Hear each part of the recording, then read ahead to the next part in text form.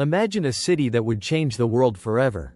A city that grew from a small settlement on the Tiber River into a metropolis that ruled continents. This is Rome, the heart of an empire that would define law, warfare, architecture, and governance for thousands of years. Its story is not just one of glory, but of ambition, power, and inevitable collapse. The Roman Empire is the blueprint of how civilizations rise and fall. Rome's legacy still echoes in modern governments, legal systems, military organization, and even the languages spoken across Europe. From Latin roots embedded in English vocabulary to republican ideals mirrored in parliaments today, Rome is not a distant memory, it is a living influence shaping institutions worldwide. To understand Rome is to understand the mechanics of power itself. It reveals how ambition can build monuments that defy time, yet also how unchecked expansion and internal division can slowly erode even the strongest foundations. Rome's story is not ancient history alone, it is a mirror. Rome began as a small collection of villages around 753 BC, but its location on the Tiber River gave it natural protection and access to trade. Early Romans learned from the Etruscans, engineers, architects, warriors, and adopted what worked. The Republic was born, a system of checks and balances, consuls, and a senate. It was a government designed to survive centuries. Unlike many early kingdoms ruled by absolute monarchs, Rome experimented with shared authority. Power rotated annually between consuls, preventing permanent dictatorship. This structure reduced tyranny and encouraged accountability, allowing Rome to adapt during crises while maintaining internal stability across generations. Citizenship also became a strategic tool. Rome extended rights gradually to conquered territories, weaving diverse communities into a unified political system. This inclusion reduced rebellion and strengthened loyalty, transforming former enemies into contributors of manpower, taxes, and culture within an expanding republic. The Roman legions were unmatched. Disciplined, organized, and highly trained, they expanded Roman influence across Italy and beyond. Rome didn't just conquer, it integrated. Conquered people became citizens, allies, and taxpayers.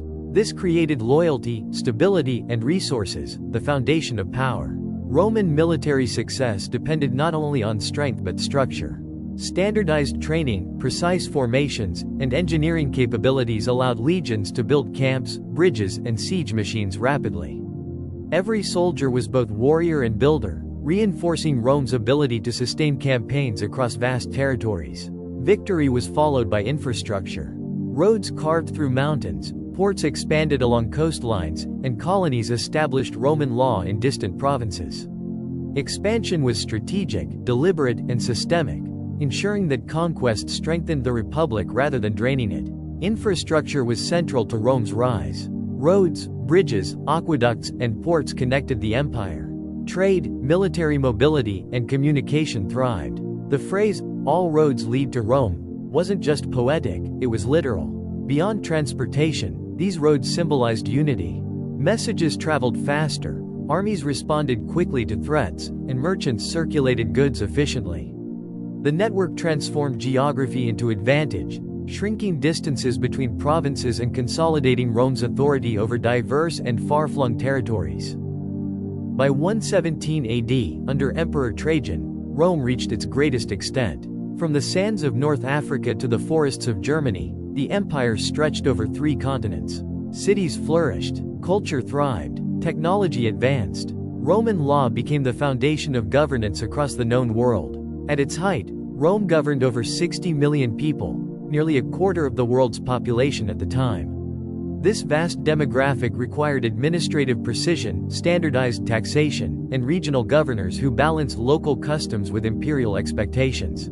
Trade routes connected Britain's metals, Egyptian grain, Middle Eastern spices, and Iberian silver. The Mediterranean became a Roman lake, secured by naval patrols and commercial networks that sustained urban centers with food, materials, and cultural exchange.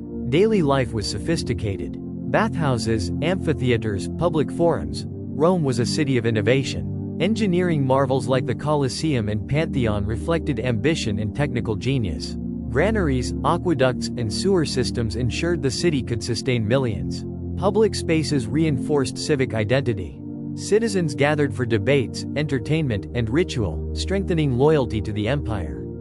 Architecture was not merely aesthetic, it was political theater, demonstrating Rome's wealth, order, and permanence to both citizens and visitors. Even concrete innovation contributed to longevity. Roman builders developed durable materials that allowed structures to survive millennia. The empire's physical footprint became a testament to systematic planning and confidence in Rome's enduring dominance. Military might enforced stability, but the legions were also Rome's backbone. Soldiers became administrators, engineers, and builders. Rome's expansion brought wealth, but also complexity. The first cracks began to show in managing such a vast domain. Managing diversity required constant vigilance.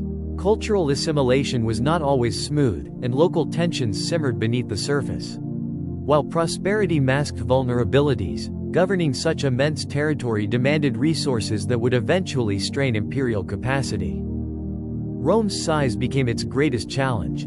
Communication delays, distant governors, and local revolts made controlling provinces harder.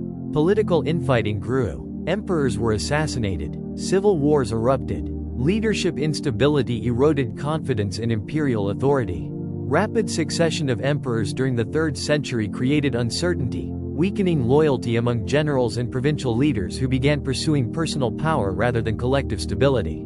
Civil wars drained the treasury and diverted military resources away from frontier defense. Instead of expanding, Rome struggled to maintain existing borders, exposing weaknesses once concealed by earlier momentum. Economic strain intensified. Taxes rose, inflation grew, and reliance on slave labor slowed technological innovation. Military recruitment suffered. Barbarians were often recruited into the army. Cultural tension increased as diverse populations demanded rights, protection, and recognition. Currency devaluation destabilized trade. As silver content in coins declined, trust in the monetary system weakened.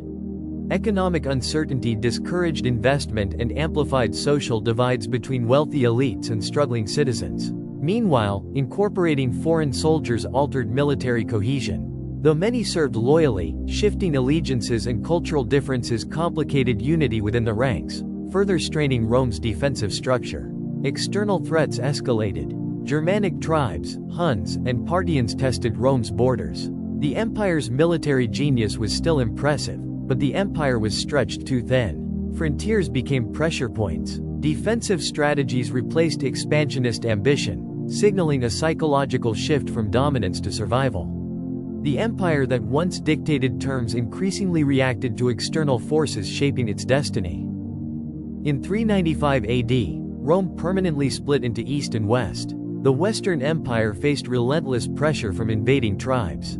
In 410 AD, Rome was sacked by the Visigoths. The unthinkable had happened. The psychological shock of Rome's sack reverberated across the empire. A city once considered eternal had been breached, undermining confidence in imperial invincibility and signaling a profound transformation in European power structures.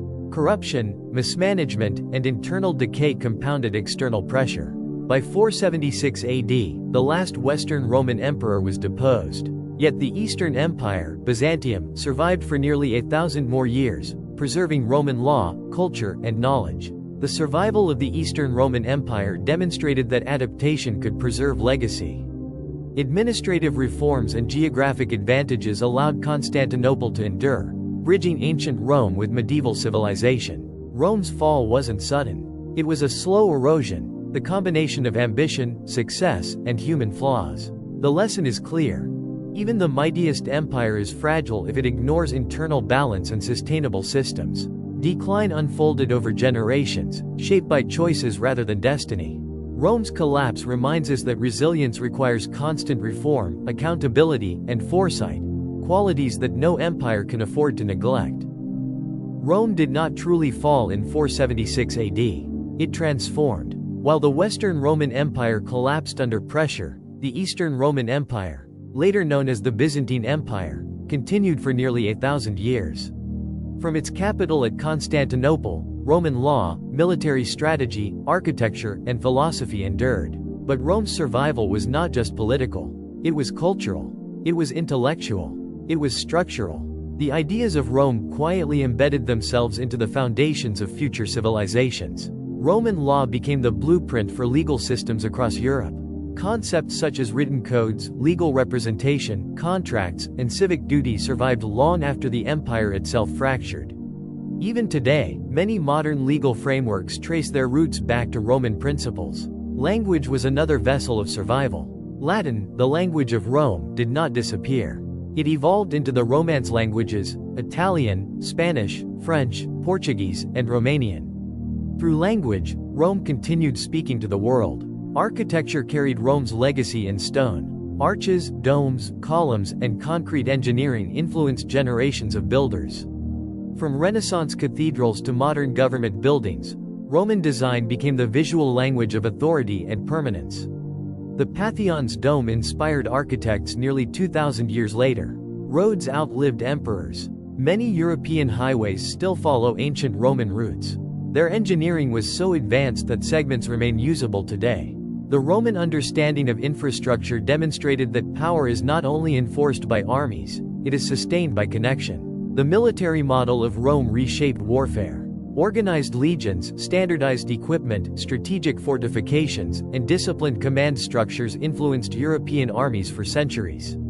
The concept of a professional standing army became a Roman inheritance to the world. Even political systems carry Roman DNA. The idea of a republic, a senate, checks and balances, and civic participation deeply influenced later democracies.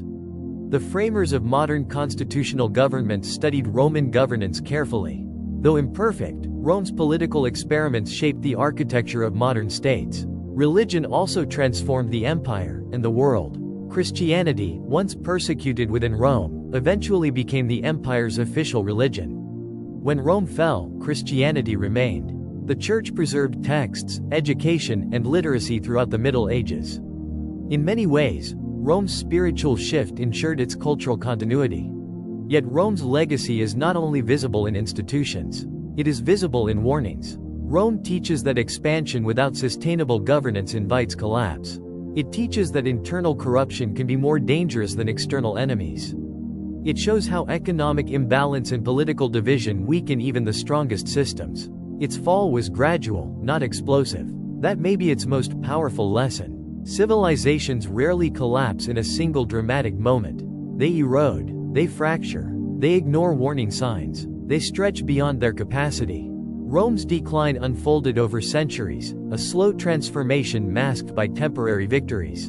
And yet, even in decline, Rome influenced the world. The Renaissance was fueled by rediscovered Roman texts.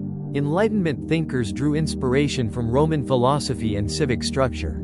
Empires that rose after Rome, from Charlemagne's Holy Roman Empire to modern European states, saw themselves as heirs to Roman greatness. The very term, empire, carries Roman weight. But Rome's true endurance lies deeper than politics or architecture. It lies in systems. Rome mastered organization, of people, land, law, and military force.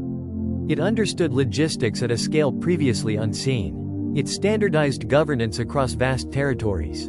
It documented, recorded, archived. It built structures that outlived leaders. That is why Rome still fascinates us.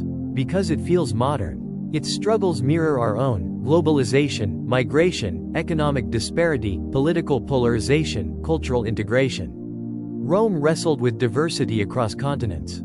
It tried to balance unity with autonomy. It attempted to maintain order over enormous geographic and cultural distances. Sound familiar? In many ways, Rome was the first experiment in managing a globalized world. And like all experiments, it revealed both brilliance and fragility. The Roman Empire also teaches that success carries risk. Wealth from conquest fueled luxury. Luxury encouraged complacency. Complacency weakened discipline. Discipline had once been Rome's greatest strength. The same infrastructure that enabled expansion made defense complex. The same inclusivity that strengthened citizenship created administrative strain. The same ambition that built an empire pushed it beyond sustainable limits. Rome was not destroyed solely by invaders. It was weakened by imbalance. That distinction matters, because it transforms the story from one of tragedy to one of insight. Rome's fall was not inevitable. It was cumulative.